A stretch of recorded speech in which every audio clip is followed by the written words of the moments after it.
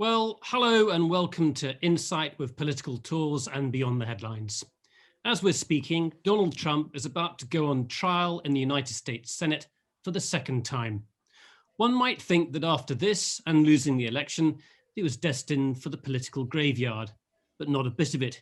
He seems unlikely to be convicted by the Senate, and his grip on the party seems as strong as ever. All of this is bad news for traditional Republicans, like our guest here, Colonel Lawrence Wilkerson, formerly Colin Powell's Chief of Staff and a Professor of Public Policy and Government at William & Mary University in Williamsburg. Colonel Wilkerson, welcome. Good to be with you, Nicholas. You've got an extensive resume, of course, and I've only mentioned just a tiny slice of it, but we're here to talk about politics and the party. So just very briefly, how would you describe your politics? I called you a traditional Republican.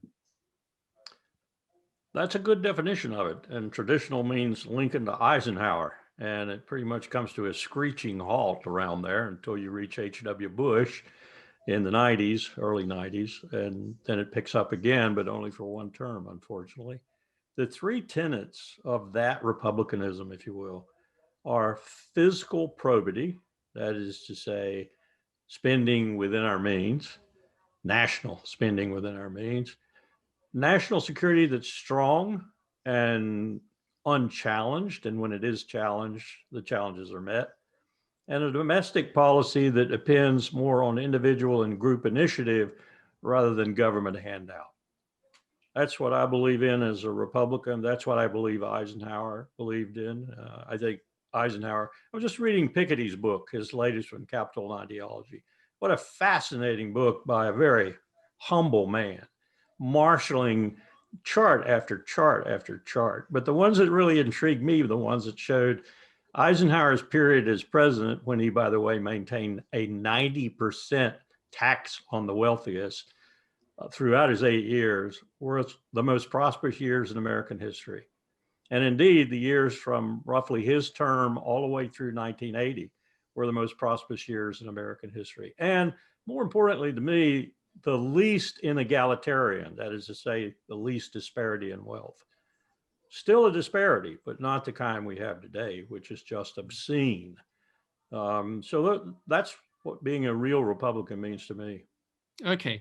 We're going to come back and look at that in a lot more detail and look at where the party's going generally. But before we do that, we've got Malcolm Brown with us. Malcolm is a Washington-based correspondent. He led our US election series, as some of you will know. To start with, Malcolm, I thought it'd be good to get a recap of what's been happening over the past 3 weeks since Trump left office. I've got this sort of slight withdrawal feeling. I used to open up the computer or the papers and each morning and see the sort of shock headline and expect to be startled each morning, but that hasn't been happening. What has been happening, Malcolm? It's true. My Twitter feed has been scrolling more slowly than it did during the Trump years. But basically, on one level, it's a sort of weird time. I mean, again, it's a weird time. On one level, there's been a return to something like normalcy after the exhausting and chaotic Trump years. You've seen the resumption of regular press briefings at the White House, for instance, and the confirmation process underway on Capitol Hill, where senior officials go to their hearings and they hope get confirmed for cabinet level positions. So that kind of stuff is moving along, but overshadowing all of those mechanics, occasionally quite dull mechanics of a presidential transition, looms the specter of Donald Trump and where the Republican Party goes from here. So it's a sort of a split screen moment right now. So over my shoulder, you may see that the hearings are underway on the Hill. The trial is underway. It's a pre-trial moment where they're basically arguing the constitutionality of proceeding with a trial of Donald Trump. But basically, you've got the GOP in a real bind at the moment. And Larry laid out his position, but he is not. There are other flavors of Republican out there at the moment, and what we're seeing really is a tussle between, which one dominates at the end of this process. So you've seen some lawmakers appalled by Trump's behavior on his way out of the door, but he remains extremely popular with the grassroots, and that's essentially the bind that they're in. So you've seen playing out. Republicans in the House refusing to act against one of their newest and most controversial members, Marjorie Taylor Greene. She's a noted conspiracy theorist and a rabidly Trump-supporting lawmaker from Georgia. They elected not to take action against her, although she was removed by the whole House from her committee positions. But the party itself, in isolation, did not take action against her. Meanwhile, the number 3 House Republican, Liz Cheney, who's typically in Democratic terms a hardcore conservative, she faced calls for her removal from leadership for speaking out harshly against Donald Trump's role in the whole Capitol mess.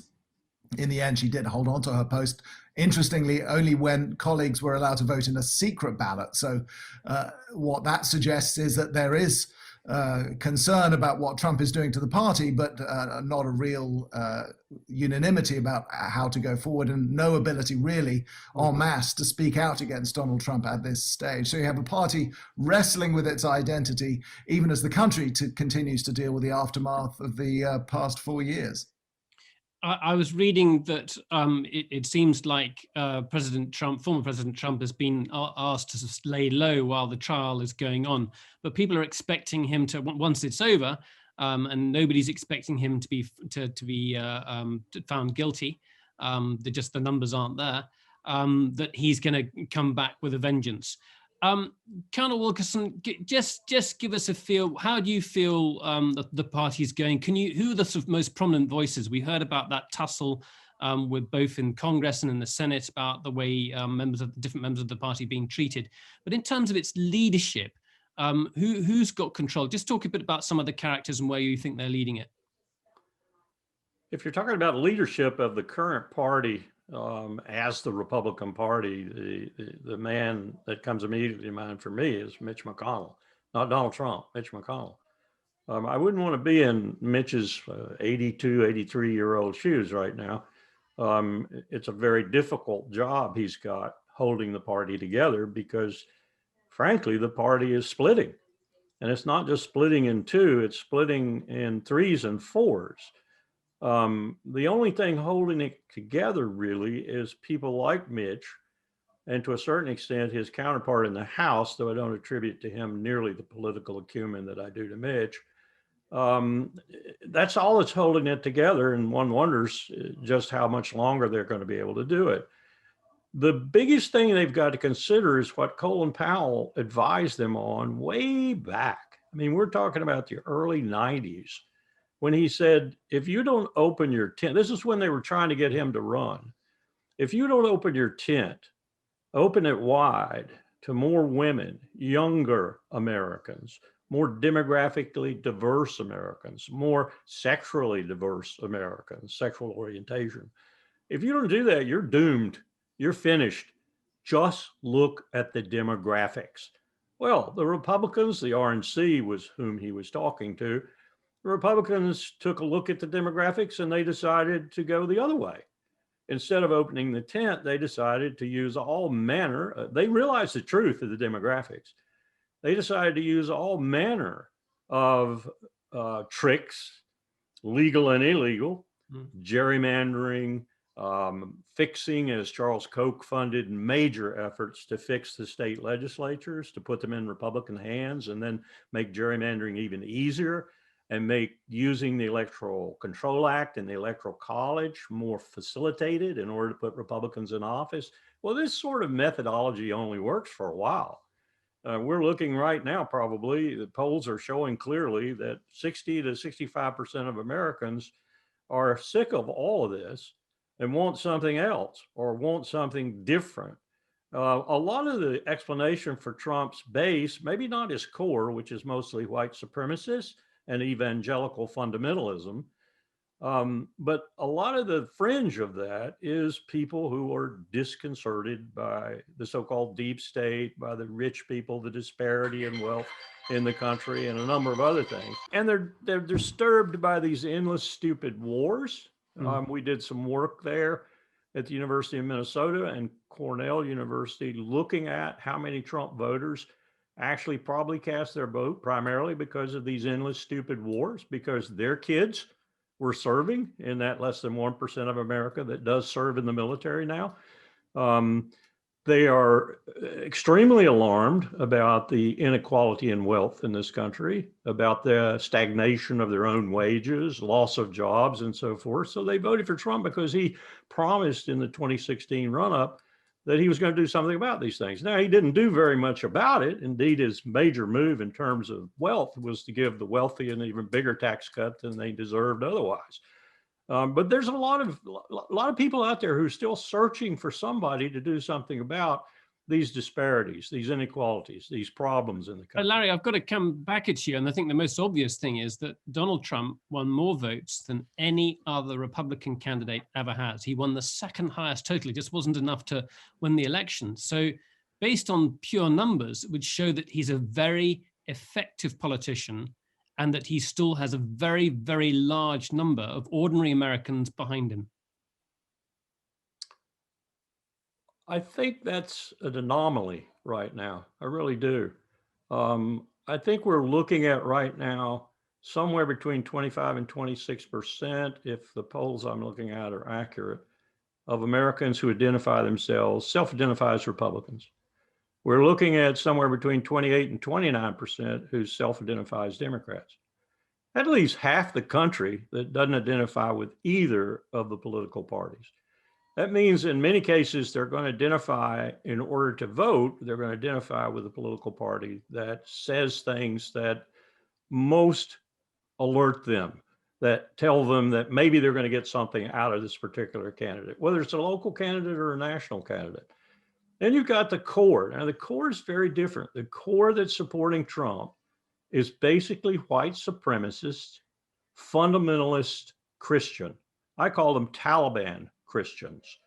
And people think I'm crazy. And I say, when's the last time you took a good look at the United States of America?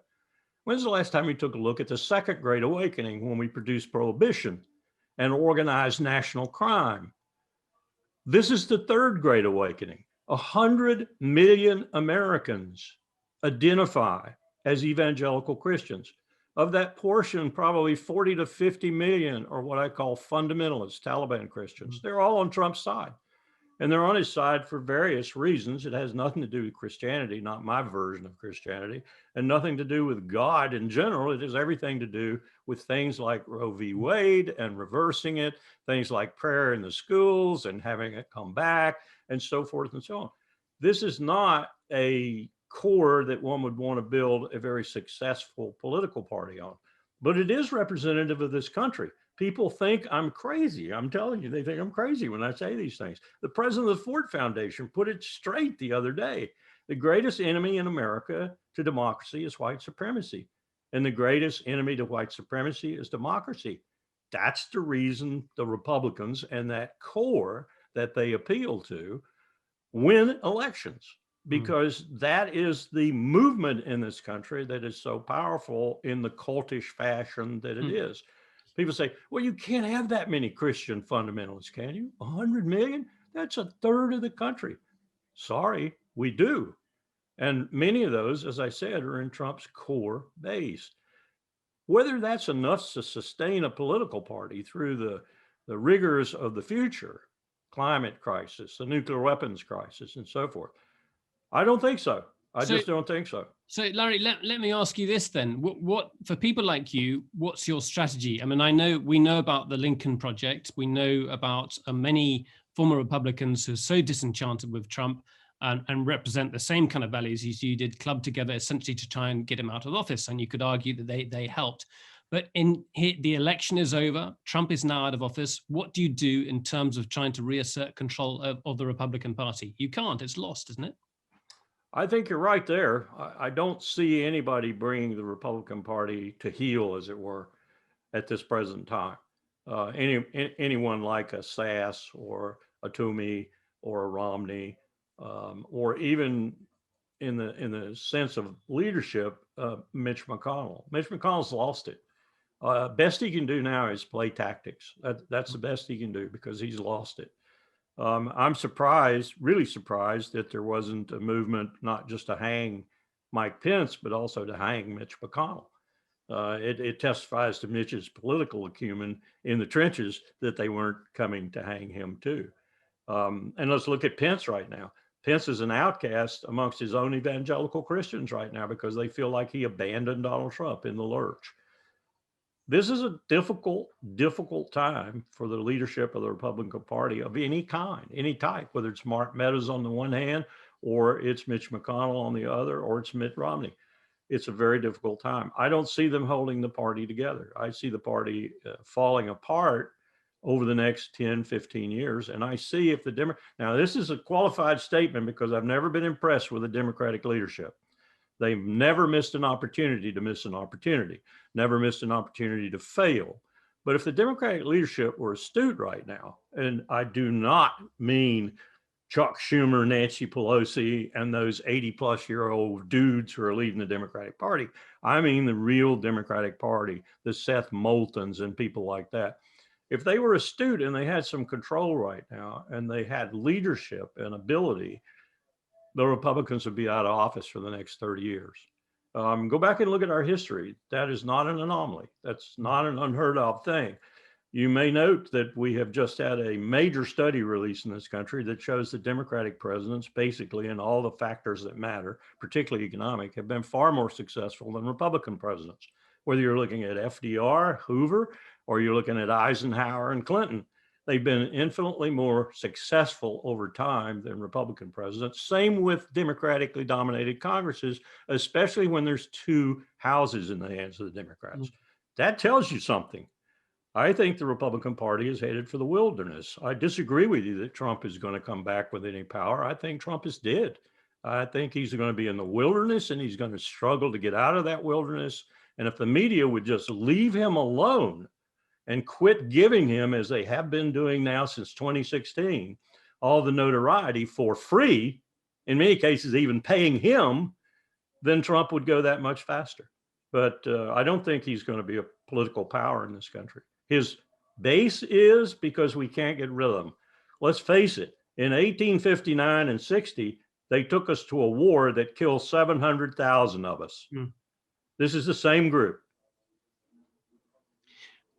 Malcolm, you're in a much better position to probe here than I am, but I think there are a couple of sides to this argument. I mean, from my perspective, I can see that some of the big Republicans of talkers on talk radio, the networks have quietened down. And I think that's partly to do with some the lawsuits taking place, and you might want to talk a bit about that. And I'm referring back to the allegations about electoral fraud. But at the same time, one has to bear in mind that Biden's got he's got a reduced majority in the lower house, and then in the Senate, it's not even a majority. So the Republicans have got a lot to work with, haven't they? Malcolm, are you there? I don't know if we were lost. Have we lost Malcolm? Oh yeah, sorry. Yeah, there's a razor thin. It's a majority in the Senate that only works when the vice president comes in and casts the deciding vote. But everything's pretty fluid right now. Like you said, you're talking about those court cases. You've got two private companies who make voting machines who were being accused by QAnon conspiracy types and hardcore Trump supporters of throwing the election through nefarious activities to Joe Biden. They have come out with some really pretty heavy-hitting lawsuits, and it's thought they'll probably go to trial. It's not the kind of case. Some of these cases, end up with a settlement, and the thinking is that this is not heading to a settlement. And the indications that the networks are taking this seriously are that, you've had Lou Dobbs, who is a former CNN, but heavyweight anchor on Fox Business, who was a huge Trump supporter, was a sort of unofficial advisor to Donald Trump. He got pulled off air pretty unceremoniously recently. You just had an anchor on Newsmax, which is sometimes seen as a potential successor to Fox News on the broadcasting right of the spectrum. One of the anchors actually walked off set when someone continued to make wild conspiracy theories saying that the election had been stolen. So that landscape is shifting a lot. We don't know what Donald Trump is going to do, and it does seem that it's reported that he's been told to keep his head down pending the trial by members of his family, who are among the few people who seem to have any control over him. But it's unlikely that's going to remain forever. He'll find some outlet to speak. And I think maybe for Larry, a question is, to what extent is the current numbers and the polling of the Republican Party a true representation of traditional conservatives like yourself? I have seen it argued, and there is some numerical evidence to say that, some traditional conservatives have left the party, and now what you're seeing is sort of Trumpian supporters just coming into the party. And so that these numbers that show strong party support for Trump really reflect that process more than, a sort of traditional, normal GOP standing behind a former president. And that the whole thing is sort of hollowing out to some extent. How far down the road do you go to accepting that sort of interpretation? I think there's some truth to that. I remember meeting with Mark Meadows when he was in the House, and he was head of the Freedom Caucus in the House. And we were meeting to talk about his support for getting the United States out of the Yemen war. That is to say, we were looking for him to support the legislation that was in early days moving through the House in order to use the War Powers Resolution to stop our support for Saudi Arabia, UAE, and the others. He didn't want to talk about that at all. It was of no interest to him whatsoever. What he wanted to talk about was the Freedom Caucus. Now, Mark Meadows became chief of staff, and arguably one of the most loyal chiefs of staff to Donald Trump. But Mark Meadows didn't care a hang for Donald Trump. What Mark Meadows cared for was libertarianism. What he cared for was everybody in America being utterly free to do anything they wanted to do, anytime they wanted to do it, and his making money in that process. That's what Mark Meadows cared about. And that's what a lot of these guys care about. Even Louis Gohmert from Texas, whom I also met with during that visit, and I thought was an absolute insane idiot. But I knew what motivated Louis. So these people aren't Trumpsters. They're with Trump because he's got his hands around the cojones of this group of supremacists and evangelicals and others in the Republican base. And that's why they're with him. They'll desert him just as fast as they can if things go haywire. And I think things are going to go haywire. Now, what does that mean about the integrity of the Republican Party? It means it isn't going to have any, and it's going to be really difficult to mount a meaningful opposition, which is an important thing, I think, in our two-party system, which is a bastardized anomaly in the history of human relations. But nonetheless, it's there, and we have to deal with it. Third parties, for example, don't do well. They don't make things better. Look at George Wallace. Look at Ross Perot. Look at Teddy Roosevelt when he got Woodrow Wilson elected. Third parties don't do well in our system. So people who talk about that, watch out what you're wishing for. You might get it. I think we need a viable party. So my purpose and the purpose of the people with whom I work is to try and restore some sanity to the other party, the Republican Party. So you're still hoping to sort of wrest control of the original party rather than go off and make your own. That's still the plan for you.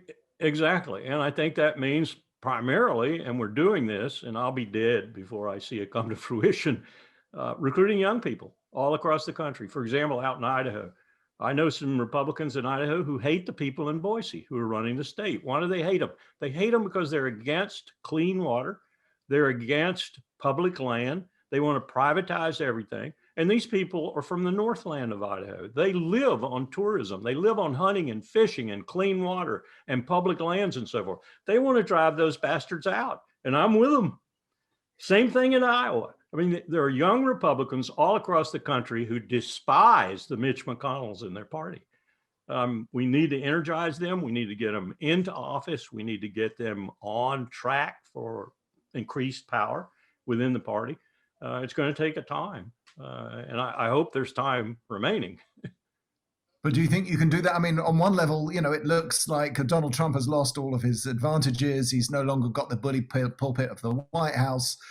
He's cut off from Twitter. But then again, you look at the size of the sums, the money that he's raised in the sort of election and post-election period. He's got tens of millions of dollars on hand to cause trouble for Republicans, more traditional Republicans, or people that you might support in primaries, for years to come, most likely. You just put your finger on what I consider to be, and many of those with whom I'm working, the number one problem in American politics today. It's Citizens United. And we're working on all manner of different methods to try and reverse that. The most successful right now, we've got like 22, 23 states already, their legislatures already signed up to it, a constitutional amendment, which will basically negate Citizens United. This Larry, has can you just polluted. explain what Citizens United are? There's some people listening in who won't know what it is. This is essentially the decision that took Benjamin Franklin's words way back when, that if we ever gave corporations the power that humans have, we'd regret it majorly, and gave corporations the power that humans have. In other words, people like Robert Mercer, people like Charles Koch and his brother before he died, David, and others could just pollute the system with money. And that's what we got now. And Trump personifies that. That you just got so much money in the system now that the average person has no power. That's why you have things that come across with the American people at 90% in the polls. Reasonable gun control, for example, that never get the light of day in the Congress, because the NRA and other lobbyists just throw that money in there. And that money pollutes the Congress, and they won't take on the issues. They won't vote on anything. I watch it every day with the military-industrial complex. Lockheed Martin, Raytheon, all of them have so much power. That's why we've been at war for 21 years. It's very profitable to go to war for these people. So they give money to the Congress members who then don't object to the wars. Money is the most polluting factor of our politics right now, and we need to get it out. That would do a lot to nullify people like Donald Trump, too. I know Malcolm's got a lot more questions than I have, and he's ready to come back at you. But I also want to get some questions in here from our group who are listening in. So please do, everyone, start putting your questions in the Q&A box just down here. Malcolm, over to you again. The other thing that's obviously going on that has changed over the last years, and Donald Trump isn't the only manifestation of this, and we've touched on it a little, though, is the media landscape. And I'm not just interested in this because I come from that world. I mean, it's an important factor. So you've got this torrent of money that's in the political system, but also a real struggle to establish benchmarks for truth. Would you accept? I mean, certainly that's from my perspective. Absolutely. It's right. Fake news is. How do you deal with that? Well, we just had the Onassis group in LA just at a conference about a year ago, I guess, right before the pandemic shut us all up. And the conference was on fake news. And we went all the way back to when the Pope actually put out a story that made its way all through Europe.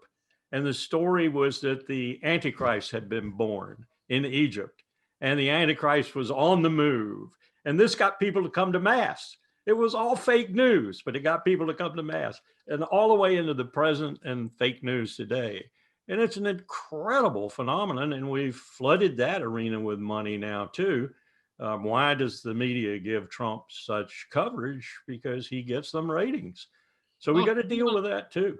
Malcolm, I do want to come back to you on that one. Do you think there's been a slight shift at all since the election? I mean, I am thinking again about the voting machines and the lawsuits being launched there. It seemed to me that people could make any wild statement on network TV or on social media and not be held accountable. But there seems to be, has that changed at all? Is it changing?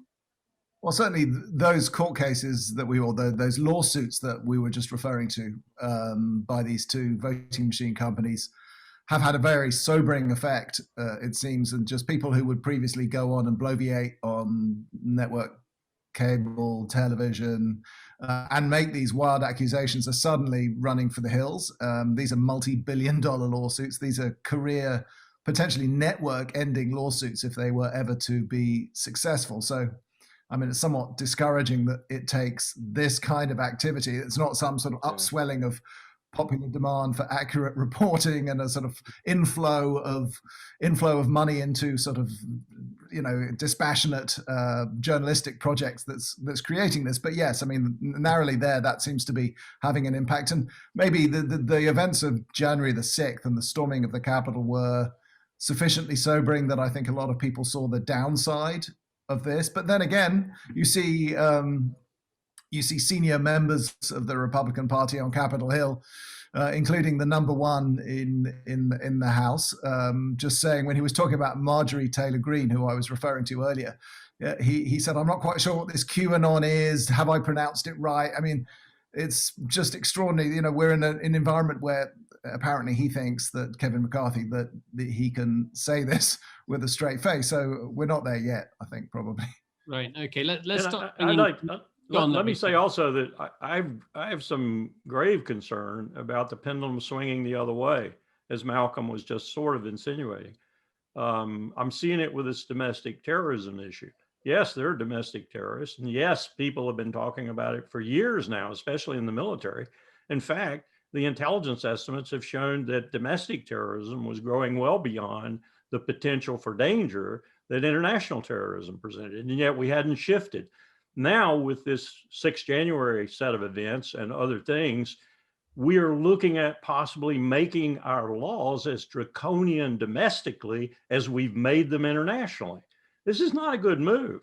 And I take Malcolm's point from the point of view, too, that we shouldn't crack down on the media so hard and so dramatically that we then regret the fact we don't have a viable media anymore that speaks truth to power. So, you know, the overreaction here could be just as bad as no reaction at all. Okay, let's bring some questions in now from people listening in. Hilary Matthews to start with. Go ahead, Hilary.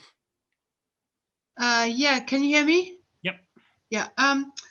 The thing that I don't understand, and I lived in Alaska for 20 years, so I've spent some time in the States.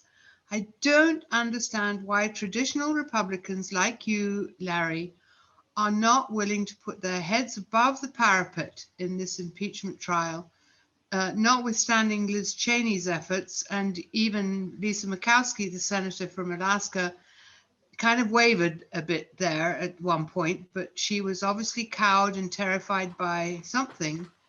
Are there more Republican senators supporting Donald Trump than people like the more moderate Republicans like you are?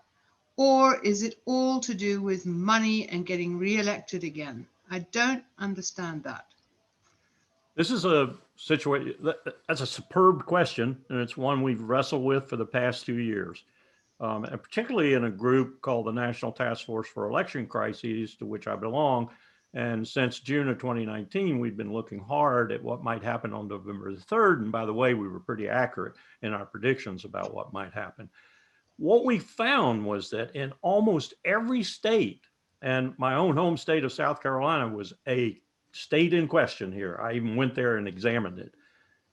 There is someone or multiple someones ready to primary the incumbent. And these people are from an even further right, if you will, than the incumbent. And they're backed by people like Charles Koch and people like Robert Mercer and the late Sheldon Adelson and others. They're backed because of their special interest, for example, for Adelson in Israel, in the protection of Israel come hell or high water. They're back because they happen to have the things that Charles Koch is looking for. Revival of the coal industry in America, for example, which was a big Trump point in the beginning. This is a problem for these people that's so in their face and so ruinous of any future they might have in the House or the Senate that they shiver in their timbers. Lindsey Graham rotates around a flagpole every day. One time here, next time here, next time here, because he's so afraid of being primaried in his own state and losing. This is the real problem, and it has to do with money, it has to do with influence, and it has to do with the organization that Koch and others like him were able to achieve over the last 30 years in almost every state in the union. And Larry, just to build on Hillary's question, I mean, there were 5 Republican senators who voted to proceed with a trial, so might therefore be inclined to vote to find Donald Trump guilty. But a lot of them also voted not to proceed. The large majority of senators. Now, was that just, do you think, because it was a convenient way of not wrestling with the actual merits of the case and whether or not Donald Trump was guilty of what he's charged with? Was it was it easier for them just to say, oh, well, he's no longer in office, we should let bygones be bygones, and also, or just let sleeping dogs lie, and also he's no longer in office, so mechanically speaking, we can't proceed with this because it's non-constitutional? A little bit of everything you just said. But I go back to a comment that I remember coming from then Vice President Richard Cheney. And the comment was that Ronald Reagan said, and Cheney reaffirmed very dramatically, that the Republican Party was your boss. Your loyalty belonged to the Republican Party. And anytime you stepped outside that loyalty and you did something that was contrary to the party, whether it was right or wrong, conscious or another, or whatever, moral, ethical, whatever, you were wrong. And you'd be surprised how many of these dudes believe that, and how many of them will not do anything that they even remotely conceive might hurt the party. So in that context, given the admiration you've maybe reluctantly expressed for Mitch McConnell, how extraordinary was it that he was prepared to be pretty critical, I mean, after 4 years of near silence, of Donald Trump? I think, first of all, Mitch realized that probably things had gone a little far, and he was trying to figure out how to come back. But Mitch is a tactician. He's a brilliant tactician. In terms of knowing the Senate and the Senate's rules and procedures, he's somewhat of a strategist too. But he doesn't think beyond next week or next month. I think that's a fault I could lay at the feet of almost every senator and congressman that I know. In fact, I could lay it at the feet of the White House and the cabinet and the president and everyone else. It's a debilitating frailty because no one ever thinks beyond their inbox. And the inbox for and here's the essence of it, I think. And we've been wrestling with this too. We're not sure how to deal with this.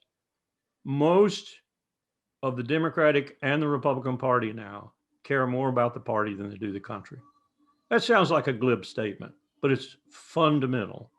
They do what George Washington predicted, care more about their political party, its integrity and its success than they do the country. It's not something they put out there and say, I picked that. I picked that. It's just the way they live. It's the way their ethical component is composed. It's the party, the party, the party. Oh, the country? Only incidentally. Okay, let's bring in another question. We've got Philip Godfrey, and then we'll take Susie Kamala after that. So Philip Godfrey, go ahead. Philip.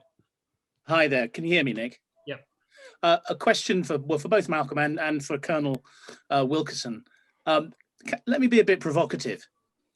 You're explaining, Colonel Wilkerson, that the core of Trump's base has been largely given over to what I would call issue politics, to the extent that you have a sort of white supremacist racial element.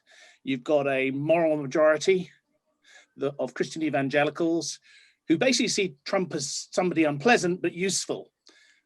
Pack the court system with conservatives, deal with Roe and Wade, deal with Jerusalem, deal with Israel, etc., etc., and that they are going to be very difficult to persuade to think differently to the way they do now. On the left, you've got the AOCs of the world, smallish group, but they must be looking at all of this and thinking about the contradictions of capitalism and overplaying a sort of almost a sort of a socialist card on this. Yet a lot of the things that you've said this evening, Professor Wilkerson in particular, suggest that you'd have a hell of a lot in common with Democrats. You're talking about going back to the traditional Republicans, and I would have thought there's a big constituency of Democrats who'd listen to your talk about citizens, disparity of wealth, money in the political. They go, "Yup, you're on the money. You're our guy, and we're Democrats." And also, you talk about the challenge that the Trump regime presents to American exceptionalism, and whether you're cynical and believe in it or not, America's own self-perception about its exceptionalism is about to be crushed because the political parties are interested in themselves, not in the country. Why wouldn't you coalesce with the Democrats in a new party called the Democratic Republicans? Well, that's an excellent question.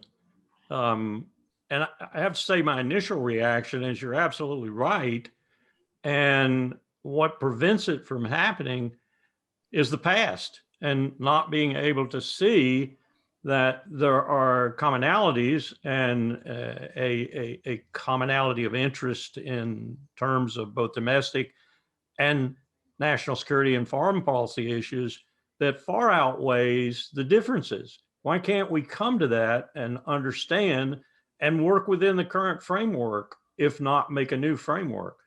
My problem with the new framework is I'm not a political scientist. I'm a scholar of national security issues post-World War II. But I've had enough conversation with political scientists to understand that our system is rather unique in the world. And to make it work, you need some real almost aberrations that are smoothed out from time to time, but nonetheless are there and function in order to make it work. One of them, of course, we've seen graphically here in the last few years, and that's the Electoral College, which is a vestige of slavery. And the Electoral Control Act is a vestige of that. They worked this last time around, but God knows what will they do in the future. The future's pregnant with possibilities on bad things that they might do. Why can't we change that? Why can't we alter that? Why can't we see that how sacrosanct our Constitution is, it nonetheless is a highly flawed document, and we need to do some things about it, just like you were suggesting we might do about the political parties. I just don't see the moral courage, the political courage, or the wisdom, the sagaciousness to do anything about it in the near term. The more medium term, when climate change and nuclear weapons compel us because of their existential threat to us, all of us, not just America, to quit this talk about, for example, the exceptional nation and so forth, and cooperate in order to keep us viable on this planet, might force this. It might force us both politically for us and internationally for the countries that otherwise might be at each other's throats, like China, Russia, India, the United States, and others. But I don't see, without that kind of almost existential, if not existential threat, this kind of change taking place in my country, at least. And frankly, I'm a student of China. To a certain extent, I'm a student of that Northeast Asian region, Japan, Korea, and so forth. I don't see it happening there either. In fact, I don't even see it happening with the now almost 1 billion, when you count them all, newly Warsaw Pact release countries and so forth, Europeans. But it's got to happen if we're going to stay here on this planet. Okay, Susie Kamala, I think your question's been answered in part, but go ahead. Susie, you there? You just need to unplug your microphone on the bottom left-hand side of your screen, if you can hear me. Hi, can you hear me? Yeah, I can hear you now. Go ahead. Hi, yes, I was curious about the Electoral College. I speak as a Democrat, registered Democrat, who has been watching Republicans win only because they have the Electoral College. And that's problematic. And frankly, when I think about the Lincoln Project, and every time I've heard speakers from the Lincoln Project, I think, well, why not just grow the ranks of the Democrats? Because you sound a lot more like us than them, to be honest, at least not the Republican Party of the last, I don't know, 20, 25 years. It just doesn't bear any resemblance to the Republican Party that we once knew. So, I mean, as you know, there are Democrats and Republicans who will cross party lines easily to vote for somebody from the other party if that person represents a better, politician, candidate, whatever. I don't see a huge difference in terms of what you said as far as what traditional Republicans represent with what the Democrats, at least the moderate Democrats, which I think is the larger part of the party, represent. So I'd be curious on your thoughts about that. Well, part of the reason I think that you are right is that Bill Clinton in particular, but other Democrats as well, brought the Democratic Party to its credit in some regards and to its discredit in others. And the discredit part is the imbalance in wealth that we have in the country now, worse than 1929, for example, brought the Democratic Party into the center. And so that's why there seems to be a a synchronization, if you will, between much of the Democratic Party and what I've described as traditional Republican objectives or principles. There is a part of the Democratic Party that is very different from that. It's called the progressive wing, if you will. Bernie Sanders is part of it. AOC is part of it. If you really had an ideal political landscape with which to work, you would say, let's push the Republicans, or most of them, over here into the dung heap of history. And let's keep those few like Mitt Romney, Ben Sasse, and maybe a few other, Lisa Murkowski, Liz Cheney. Let's keep them and let's merge them with this center right almost element in the Democratic Party, and let's make that a party, and then let's leave the Progressive Party with Bernie in charge or whomever as the other party. And that would be a much more palatable political situation and probably a hell of a lot easier to live with and more productive for the country. But I don't know how you do that. There's a message on my screen here from Hillary. It says, beware the third party that tried in the UK and failed. I think it depends upon your electoral system, doesn't it? Whether you've got proportional representation. I have got, I'll come to Bernard O'Brien in just a second, but Yuri has just popped up in front of my face. So Yuri Vint, you're there in front of me. Greetings, Australia. You need to open your microphone though, bottom left-hand side. Yeah, there we go. Guilty as everyone else has been. My apologies. Look, I read a really interesting article by Timothy Snyder talking about the January 6th and Trump that basically said that described the situation as pre-fascist and really talked about the difference being the absence of an armed, organized, quasi-military or whatever force to have actually enacted Trump's wishes. There's a little bit of that in the way in which the Proud Boys organised the January 6th thing, but it wasn't quite a military coup. But if there had been well-organised street gangs, a la the Brown Shirts, if there'd been a recruitment of military personnel, and clearly there were dozens stood down from guarding the Congress because of their affiliation with white supremacy. So, you know, if that analysis is right, are we talking about a situation that's actually even more serious than you're describing? That you know, absent this coherent, organised, armed militia, if you like, America is in a sort of on the cusp of acting as a fascist state. Go on, Larry. I think he's right. I've heard it put this way by people from the intelligence community. God help us if we'd had a smart man in charge. And I've heard it put other ways too. There's deep concern within the U.S. intelligence community and the U.S. law enforcement community, especially big law enforcement that's been liaisoning with the FBI and our intelligence agencies ever since 9/11. Most Americans have no idea how tight this relationship is with the NYPD, for example. Most Americans have no idea how big the NYPD is, or the LAPD, or the Chicago Police Department. These are groups that have been working with the law enforcement intelligence fusion centers and so forth all across the country. So there is this body of people out there, many of them we think Trump supporters, who could have composed exactly what the questioner referred to.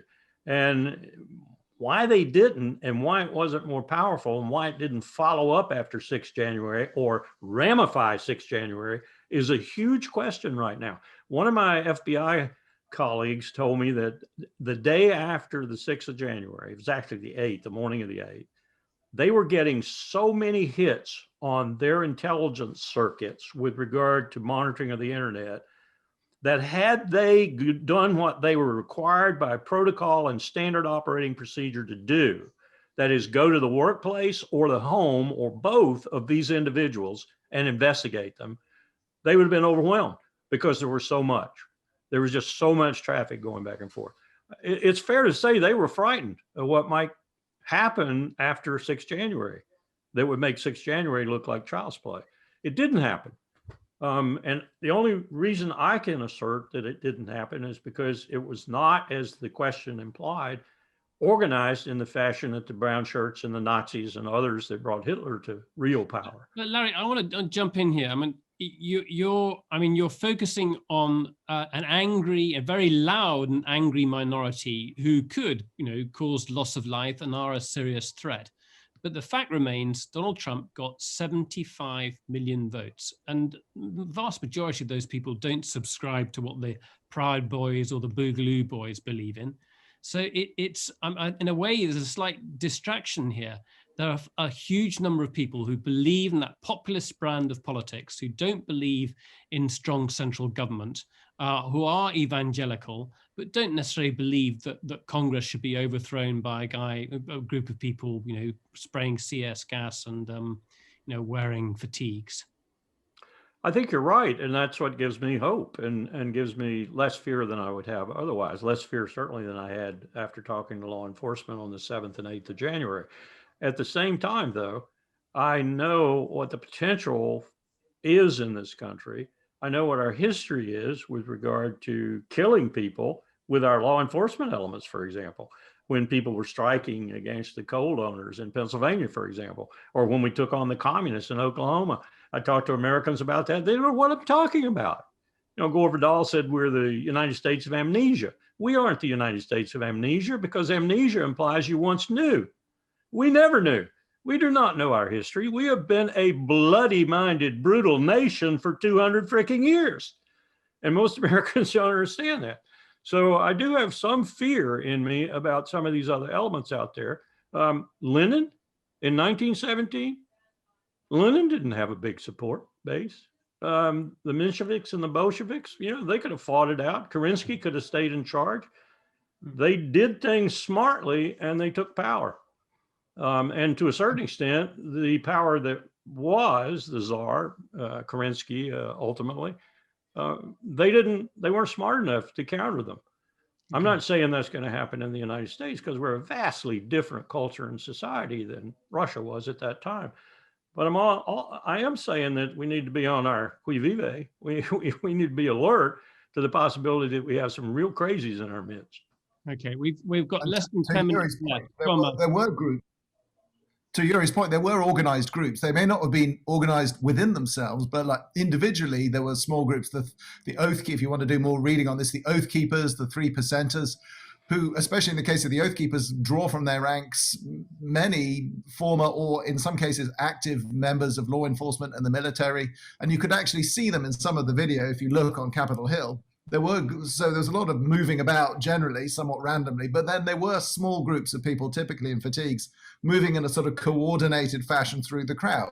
Now, they weren't coordinated with another group maybe on the other side, but it wouldn't take a huge amount, and it doesn't necessarily reflect the 75 million people that Nick's talking about, but it could have been a whole lot worse than it was on the day. I mean, one weapon fired, and things could have. I mean, the chances that people in that crowd were not armed with firearms seem vanishingly small to me. And is it fair to say that both of you, you would expect, and in the intelligence community expect those groups to commit acts over the next few weeks and months? That's the expectation. Larry? My expectation is we're going to see something, whether it's going to be an isolated incident, nonetheless deadly, like a Timothy McVeigh incident, or it's going to be a more widespread incident, or perhaps even coordinated across several states, is a huge question. I know a lot of my friends in law enforcement are very concerned about it. Concerned about the possibility that someone will emerge in all of this too, that will be a leader, and take them to greater heights, if you will, in terms of their opposition.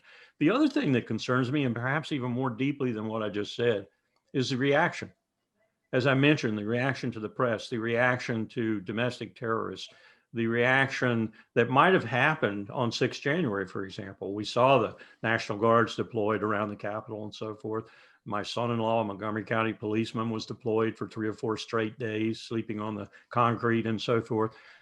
This is as suggestive of authoritarianism as the other side. So I'm worried about how we might overreact too, and create the very thing we're trying to stay away from. Okay, let's get in 2 quick questions and possibly a third if we can. So Caroline Sumnall, followed by Bernard O'Brien. So next, Bernard first, please, and then Caroline. Go ahead, Bernard. Yeah, thanks, Nicholas. Gentlemen, I'd be very interested in your thoughts. In previous presidential elections, Ralph Nader and Ross Perot ran for president with, I'll say minority parties. They didn't have a really big base, but Professor Wilkerson, you're saying that there is quite a big base following essentially Trump. Is there any likelihood that there would be a so-called Patriots Party that I've read about in the press, and what would cause that, and what would cause it to win or fail? Okay, good question. Caroline Sumnall was almost identical, but just different nuance to it. Go ahead, Caroline. So who that's not pro-Trump could actually be successful in leading the Republicans to victory? Okay, so those 2 questions combined, Larry. The third party question is a good one. I think it's what Mitch McConnell and other leaders of the Republican Party who think beyond tomorrow are worried most about. And that is that Trump will go off and form another party. And even if they beg and plead with him to let them in it, he won't. And they'll wind up splitting the vote so badly that the Democrats will be in for 20 years. The second aspect of that, of course, is the one I pointed out earlier. And that is that whenever you do form a third party, be careful what you wish for. Sometimes things happen. Strom Thurmond, George Wallace, Teddy Roosevelt, Ross Perot. The developments have never been very positive. I'll never forgive Ross Perot for helping beat George H.W. Bush. I thought Bush was the last good Republican, if you will. And then the second question, could you remind me what that was again? The second question. So who without being pro-Trump, could lead the party? Oh, that's a good question too. I could see some of the younger people out there. I could see someone like Mark Meadows. I wouldn't welcome that. I could see someone like this individual in Texas, whose name is escaping me right now, who might pick up the Trump man. I'm sorry? Do you mean no, Beto? Not Beto. No. He's very much Democrat. There's a Republican out there. I forget his name right now, but very charismatic guy, young guy, who could pick up the Trump mantle, so to speak, but wouldn't be Trump, and would be a lot smarter than Trump.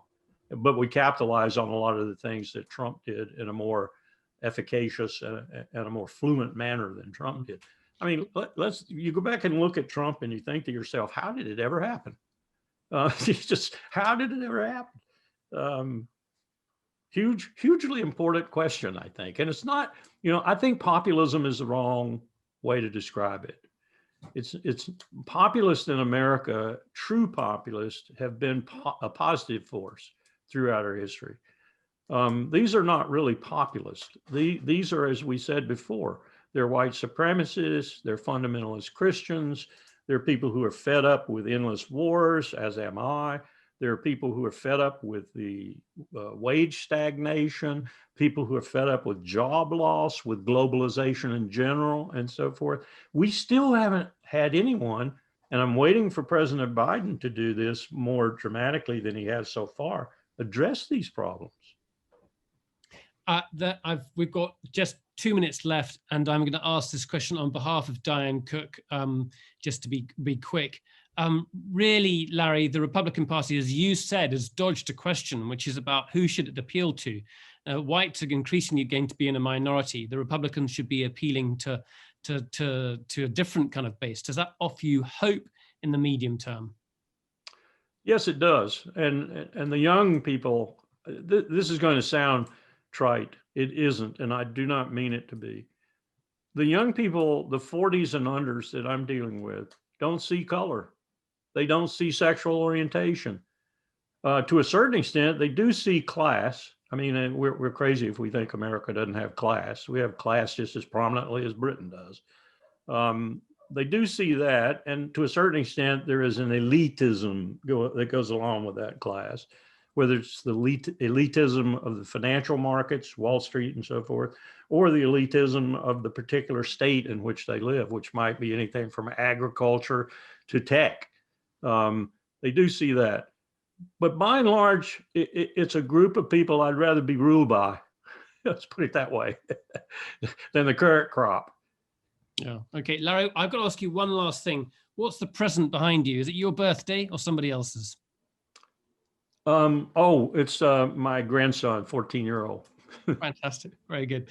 There, we're going to have to wrap it up. Do stay online, everyone, if you want to join in the conversation afterwards. And if Malcolm or Larry have got time to join us afterwards, that would be fantastic. My thanks very much indeed to Professor Lawrence Wilkerson and also to Malcolm Brown. It's been a really good discussion. Thank you very much indeed.